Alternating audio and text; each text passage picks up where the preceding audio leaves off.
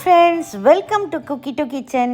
இன்றைக்கி நம்ம சேனலில் இன்ஸ்டண்ட்டாக கோதுமை தோசை எப்படி செய்கிறதுன்றதை பார்க்கலாம்.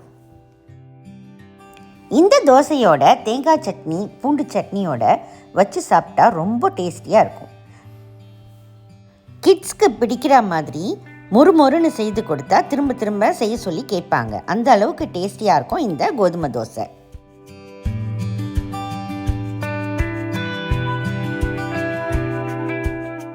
இப்போ இதுக்கு மாவு செய்யறதுக்கு ஒரு பவுலில் அரை கப் அளவுக்கு கோதுமை மாவு எடுத்துக்கோங்க. அரை கப் அளவுக்கு அரிசி மாவு,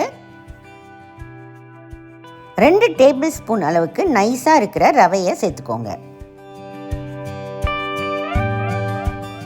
1 டீஸ்பூன் உப்பு,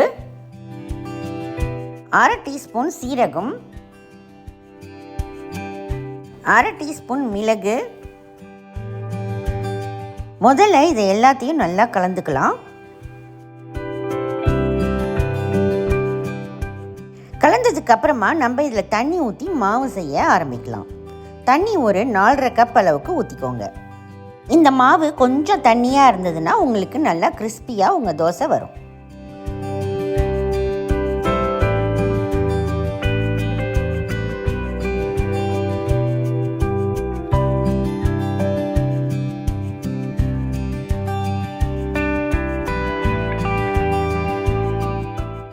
ரெண்டு டேபிள் ஸ்பூன் அளவுக்கு புளிக்காத தயிரை சேர்த்துக்கோங்க.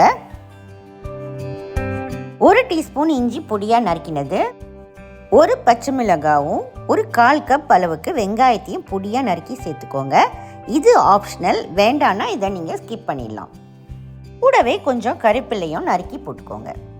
இது எல்லாத்தையும் நல்லா கலந்து விட்டுடுங்க. பாருங்கள், மாவு இப்போ இந்த கன்சிஸ்டன்சியில் இருக்குது.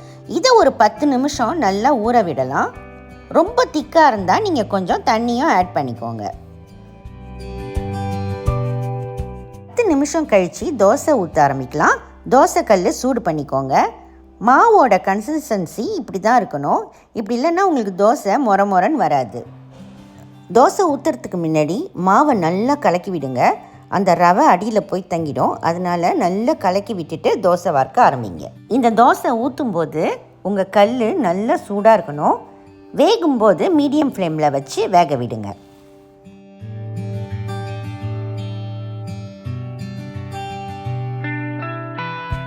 இப்போ தேவையான அளவு எண்ணெய் இல்லைன்னா நெய் இல்லைன்னா பட்டர் உங்களுக்கு பிடிச்சமானதை நீங்கள் சேர்த்துக்கலாம்.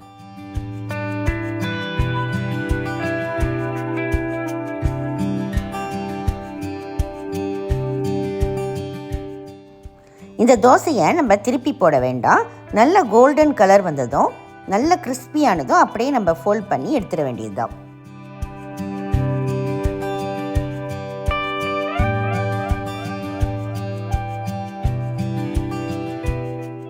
அடுத்த தோசையும் பாருங்கள், நல்லா கிறிஸ்பியாக வந்திருக்கு.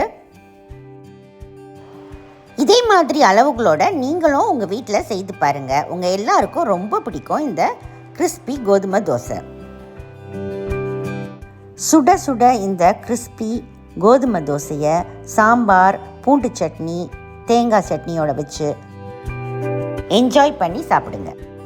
இந்த வீடியோ உங்களுக்கு பிடிச்சதுன்னா குக்கி டு கிச்சனுக்கு மறக்காமல் சப்ஸ்கிரைப் பண்ணுங்கள்.